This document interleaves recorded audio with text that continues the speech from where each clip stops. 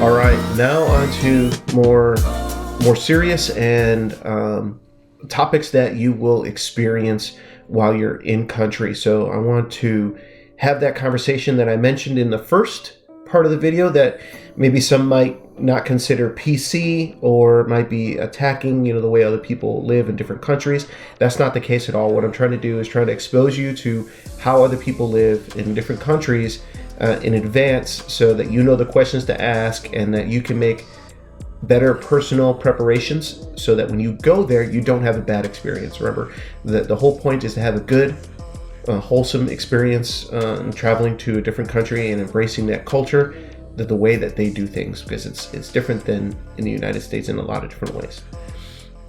All right, without any further ado, let's talk about what to expect in hotels and in family homes.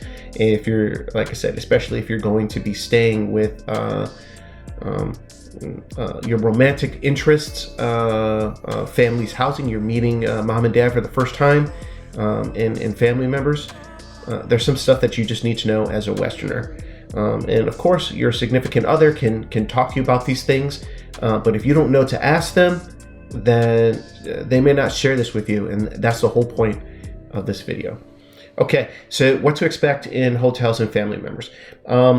Frequently, toilet, sink, and showers are like a combination.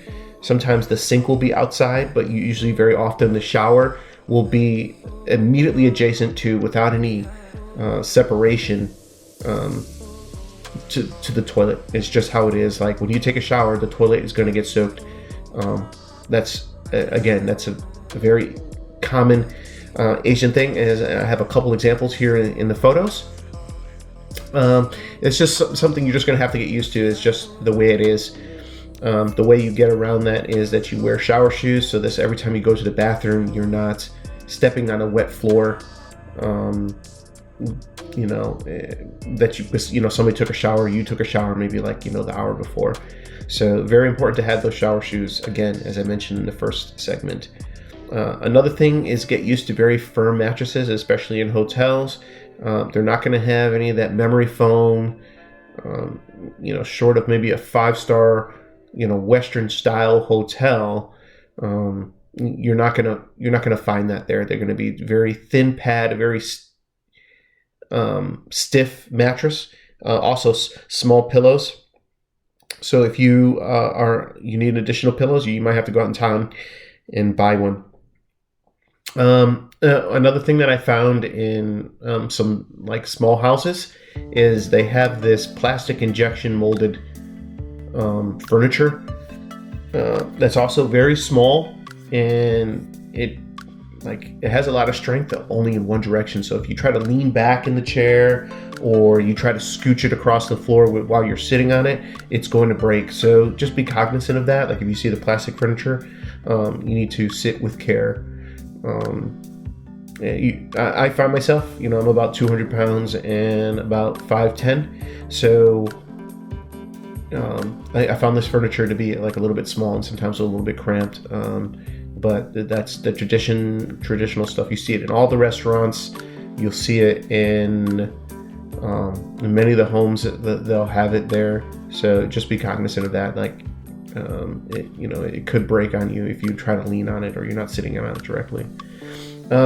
Sometimes, especially in rest area, in between cities, there is no toilet paper, just this crazy hose thing. And I'll roll in some footage here, and you can see this is how you would properly use it. Basically, it's like a bidet thing, and sometimes there's no toilet paper, and typically there might just be a towel that you use to wipe your clean butt because you just sprayed it properly with this thing, and you just dry it. And it's kind of a shared towel, especially at rest areas and stuff. I found that was very common. Definitely a new experience. I personally would carry my own little hand towel with me in my backpack, and then this way I didn't have to use the one at the truck stop. It's just another thing. The reason being is because those toilet systems are usually pretty old and they just can't handle toilet paper. They can only handle liquid waste or soft waste, like when you start putting toilet paper in there and everything just gets bound up because the sewer systems are just not capable of handling it. Let me see what else. Slippery floors, always wet floors. Another good reason to have the shower shoes. No rails or bars in the showers. So like your OSHA compliance, or I don't know what you call it, just like, bathroom safety stuff, is kind of rare. So if you have any kind of disability or issues with balance, be very careful, especially with soap on the floor, because there's typically not rails or bars for you to keep your balance or to hang on to in the showers. Typically hotels do not have small washcloths, so again, bring your own. There'll usually be a medium-sized towel and a smaller one, like a hand towel size, and that's it. And there's also, like, if it's a one-person room or a two-person room, you're only going to get 2 towels. Like, you're not going to get a whole rack of towels like you will in a Western. You will get maybe 2 towels. So basically like the hand towel and which is typically just for like hair, and like a small but less size like bath towel, and they're usually pretty thin too, because it makes it easier to dry with the low energy dryer systems that the hotels have. So if you need a full size towel, you're just going to have to bring it with you and then kind of hang dry it. Another thing that you may not be used to is usually in homes, sometimes hotels will have like this complicated water heater system where you have to turn on the main valve, you'll have to turn on the power to the unit, and then you have to like control like the flow of the water and then the temperature. So ask your host, ask the hotel staff, if you're unsure, you're not able to figure it out on your own, how to use the thing. Not that you'll get hurt using it, but the water that can come out of those things is extremely hot. If you don't know what you're doing, and sometimes it'll come out cold, and then all of a sudden it is, I would say, well above boiling, and it can definitely cause skin damage. I had that one experience where it just wasn't working, and I flipped the switch, and as soon as I did, the water that came out was extremely hot, and it did cause some, like, I would say second, maybe first degree burns on my shoulders and stuff. But so just be very careful of that, and I'll roll in some footage of what that looks like so you know what to look like. Let's see what else. Another experience, especially for taller Westerners, is that the shower head height is probably going to be maybe around 4.5 to like 5 foot. So if you stand, let's say 5'10", or let's say you're 6 foot, that thing is going to be maybe chest height, and there's no other way to like raise it up, like, because it's just like a single mount. There won't be like a rail that it slides up. You can adjust the height. It's just another experience. Also, again, a lack of power plugs in the hotel. The nicer ones are not so bad, but they all don't work. That's the problem. Or at least they do work, but they don't work with Western style plugs, which doesn't have enough meat in the metal to touch all the contacts to complete the circuit in order to power whatever you're doing. So you always have to have that, the European adapter, and plug into that, and then plug that into the European style. Okay, let's talk a little bit about sightseeing and culture. Vietnam has a lot to explore and so much new experiences that I absolutely enjoyed. Some of the things that, as a Westerner, especially if you live in a kind of more rural area, United States, and this is your maybe more first experience inside a major metropolitan city like Hanoi, Ho Chi Minh, Da Nang, Dalat, anywhere in between any of those, is sometimes the roads are very congested. And in fact, the best and the most popular primary mean of transportation intercity is the scooter. And there is a lot of them on the road, and there's not always a lot of, how do I want to say it? I don't want to say there's not rule following, because there is lines on the roads, there is traffic lights, but there's more of like a hive mentality to driving, that you kind of just have to know and experience it. So I strongly recommend that you have a driver, or you have a family member do all the driving. And yeah, it's just a scooter, but when you get on the road, you'll see exactly what I'm talking about. I'm going to roll in some footage. To a Westerner, like, this kind of traffic is absolutely insane. It appears that like everything's crazy and everybody's doing what they want. The best way I can describe it is that it is like a hive mentality, and even though people aren't talking directly to each other, just by glancing and looking at traffic indicators and the way that the body is positioned, and the way the car might be angled, kind of shows intention, and just everybody knows what they're doing, without directly communicating with each other, other than, you know, beeping a lot. So that's a thing. Let me see. So if you are not white or Asian, I consider myself like a person of color. I'm a black Hispanic. I honestly, even though I was in Ho Chi Minh City, I was in Da Nang, I was in you know, several other, you know, major metropolitan cities in between, I did not see another brown person like myself the entire time. And you wouldn't think that, especially in 2023, you would see at least one other brother on the side of the road or something. I did not see a single one. So yes, there was stares. There were some like no wave backs, just curious onlooking. So just get past that, wave and smile, and it's not anything. It's just that you are different than everybody else. Let me see. Serious topic. Don't talk bad about the government, and especially Ho Chi Minh. Don't even have that conversation with friends and family members, especially family members. You know, talking about American politics. It can get awkward really fast and could potentially be a crime with jail and fines if, like, the government of Vietnam was to discover these like conversations, talking bad about Ho Chi Minh, and basically Vietnamese politics. These things shouldn't come up if you're just visiting as a tourist. But, you know, some people might be curious about the politics. It's just stay off of social media, because the government can monitor that stuff and can and will imprison people for talking bad about the government. So just definitely talk. That's not a conversation to be had while you're in country. When you're shopping, especially in large market, expect somebody to hover around you and then follow you around the store. Not that they suspect you of anything. I mean, maybe they might because you're a Westerner, but it's usually, at least in my experience, is to be helpful. So when meeting people, family members and friends included, other colleagues of family members, for example, expect to be asked about your professional resume. What do you do for work? What kind of academics have you had? You know, where else have you ever traveled? Because these are all very important to Asian people, because it's like, it's your street cred. It's like your resume kind of denotes your social status, and they're kind of to try to assess to where to put you at, right?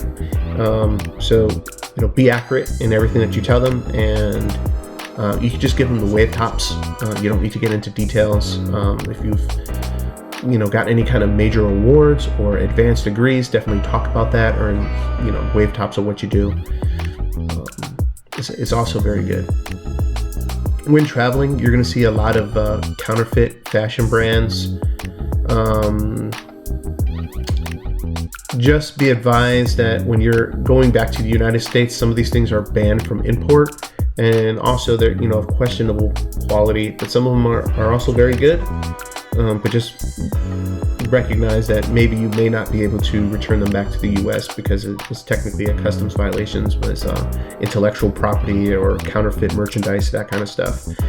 Especially if you're trying to bring a lot of it back, they might be problematic for you with the Homeland Security folks. So just be aware of that. That's out there. I'm gonna roll in some interesting pieces here. I'm pretty sure that I think this is Burberry. Does not make a purse that is made from soda tops. But here you are having the logo with the Burberry on it. And you see a lot of these very kind of clever design stuff. And some of the stuff looks very legit, but just be aware of what it is.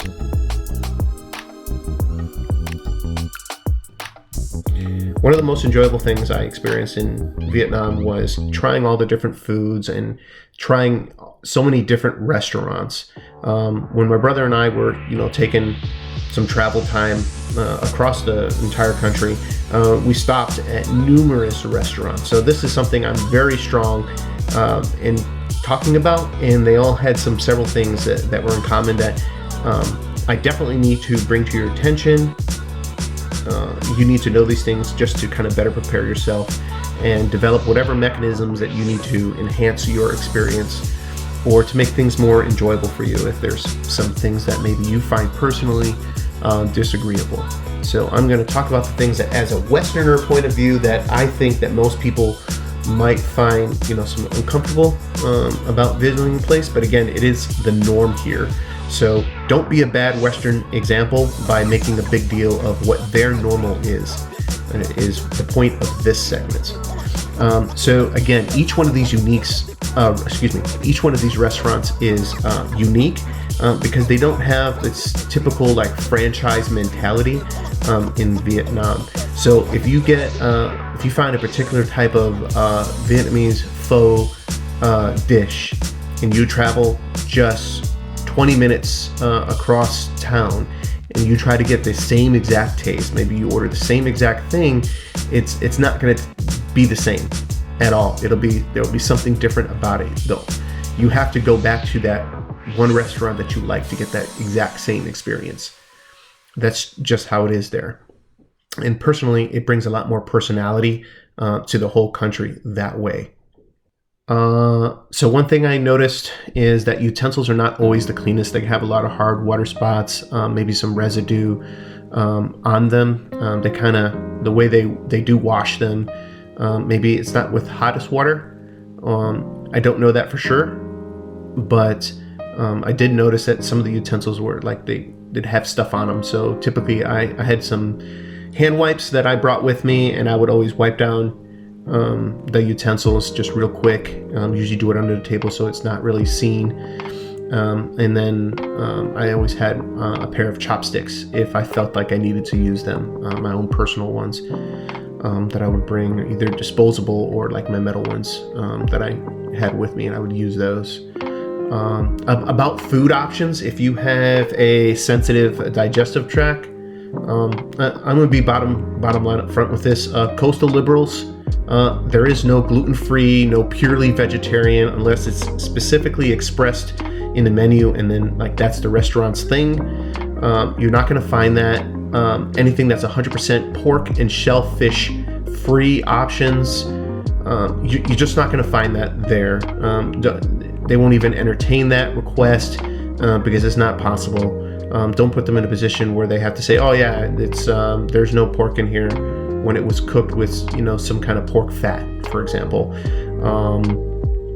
If they say there might be a dish like I just gave you in the previous example, that they say, "Okay, yeah, there's no pork in it, but there's like some kind of like pork byproduct in there, like the fat or the oil." Or there's something, also shellfish. So if you have any kind of shellfish allergies, there's fish sauce, which contains enzymes and probably shellfish byproducts.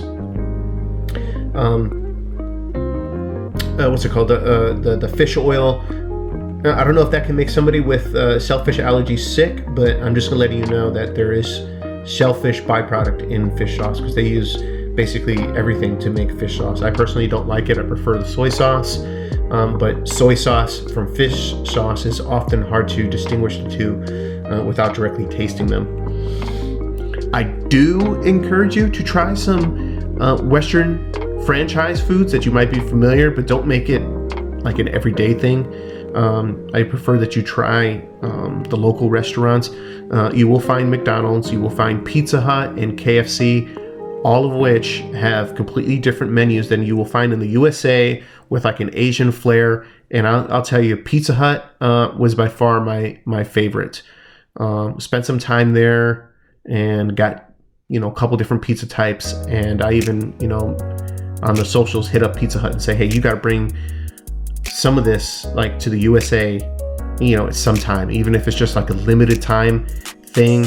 But some of these entrees were just amazing, and I'm surprised that we don't get them over here in the United States. Okay, so some etiquette stuff. When you're eating with other people and you're sharing meals, don't take too much from one dish.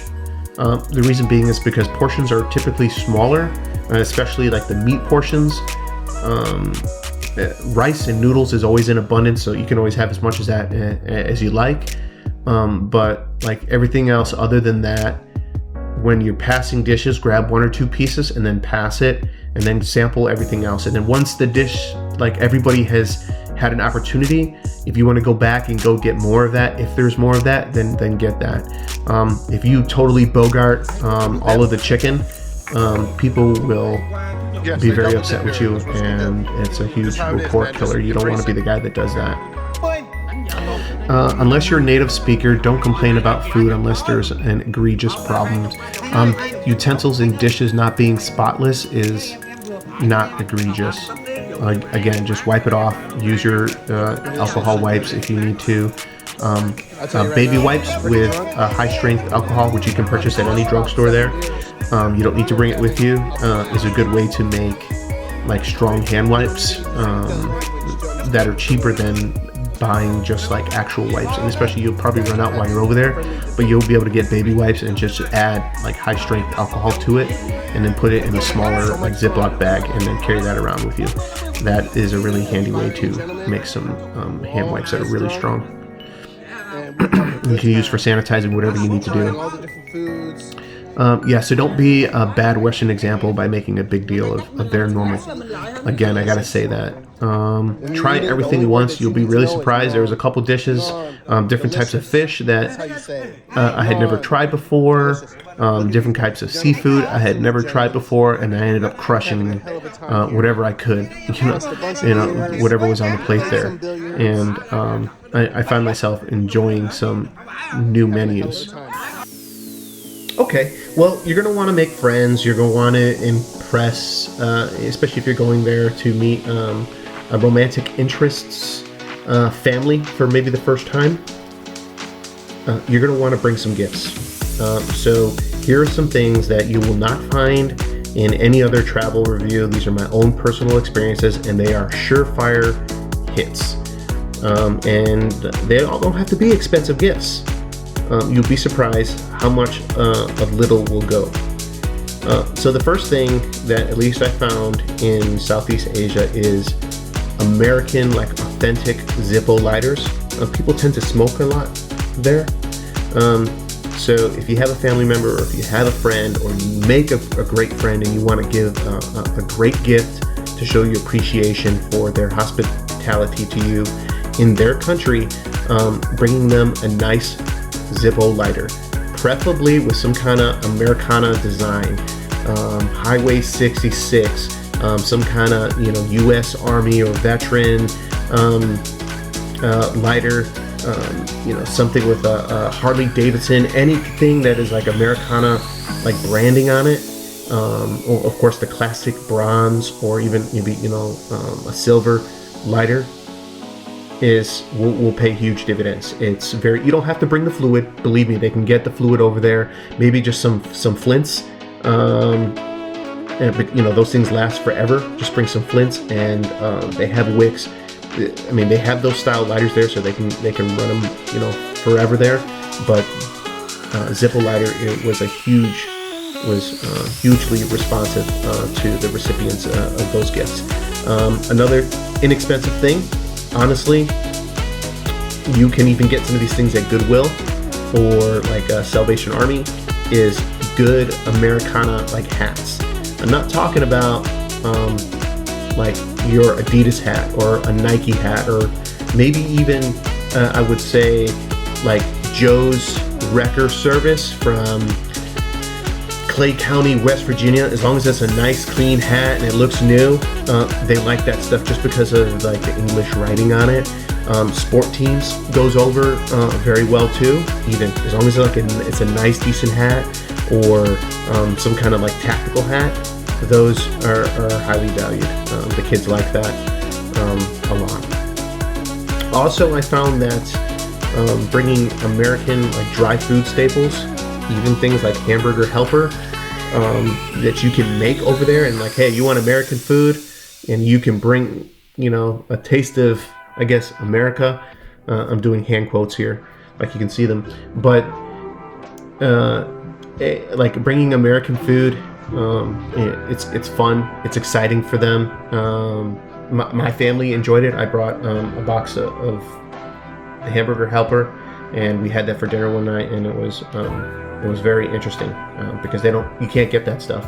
And when I was traveling there to some of the nicer grocery stores that actually have international aisles, they do have some of these things there, but it's extremely expensive, so people don't buy them because remember, it's got to be imported into their country, and it's always in small quantities.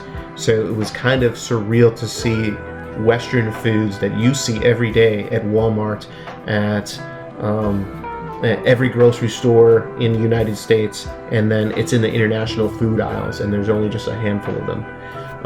So it's kind of surreal. It's just a different experience over there. Well, I suppose we should wrap things up from here.